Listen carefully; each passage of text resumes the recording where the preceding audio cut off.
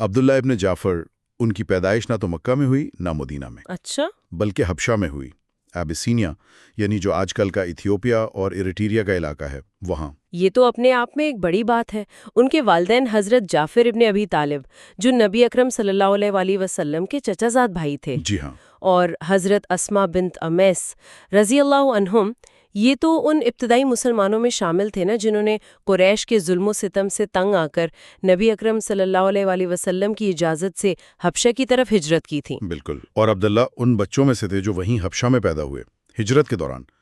اس سے یہ بھی پتہ چلتا ہے کہ صحابہ کرام کا حبشہ میں قیام کوئی مختصر نہیں تھا، کافی لمبا عرصہ رہا۔ صحیح، مطلب وہاں ایک نسل پروان چڑھ گئی۔ جی، وہاں ایک چھوٹی سی مسلم کمیونٹی قائم ہو گئی تھی جو وہیں رہ رہی تھی، اپنے دین پر عمل کر رہی تھی۔ تو گویا ان کا بچپن حبشہ کے ماحول میں گزرا، ایک بالکل مختلف ثقافت، الگ سرزمین، اپنا آبائی شہر مکہ یا مدینہ دیکھے بغیر۔ بالکل، یہ سوچنا بھی عجیب لگتا ہے کہ قریش کے اتنے معزز گھرانے کا بچہ ہزاروں میل دور افریقہ میں آنکھ کھول رہا ہے۔ یقیناً ان کا تجربہ بڑا منفرد رہا ہوگا۔ پھر مدینہ واپسی کیسے ہوئی؟ جی، پھر کچھ سال بعد جب مدینہ میں اسلامی ریاست مضبوط ہو گئی تو حبشہ والے مہاجرین واپس آئے۔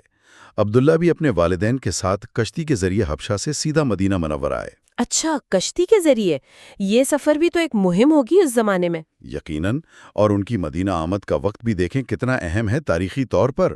وہ کیسے؟ وہ مدینہ اس وقت پہنچے جب مسلمان خیبر فتح کر کے واپس آ رہے تھے۔ اچھا، جی ہاں، اور روایات میں آتا ہے کہ نبی اکرم صلی اللہ علیہ وآلہ وسلم اپنے چچا زاد بھائی جعفر رضی اللہ عنہ ان کی واپسی کی خبر سن کر اتنے خوش ہوئے کہ آپ استقبال کے لیے آگے بڑھے۔ اللہ اکبر! انہیں گلے لگایا، پیشانی چومی اور فرمایا، خدا کی قسم میں نہیں جانتا آج مجھے کس بات کی زیادہ خوشی ہے، جعفر کی آمد کی یا خیبر کی فتح کی۔ سبحان اللہ!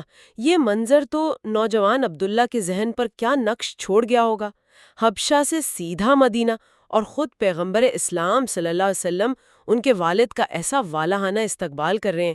کیا محبت، کیا اپنائیت کا احساس ہوگا۔ بلا شبہ بہت ہی قیمتی لمحہ ہوگا ان کے لیے۔ لیکن مدینہ آنے کے کچھ ہی عرصے بعد ان کی زندگی میں ایک بڑا، آپ کہہ لیں، طوفان آیا۔ وہ کیا؟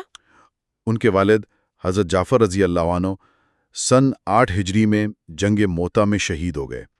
یہ جنگ موجودہ اردن کے قریب ہوئی تھی، بازنطینی سلطنت کے خلاف۔ جی، اور حضرت جعفر کی شہادت بھی تو بڑی بہادری کی داستان ہے نا؟ جی بالکل۔ وہ اسلامی لشکر کے علمبردار تھے۔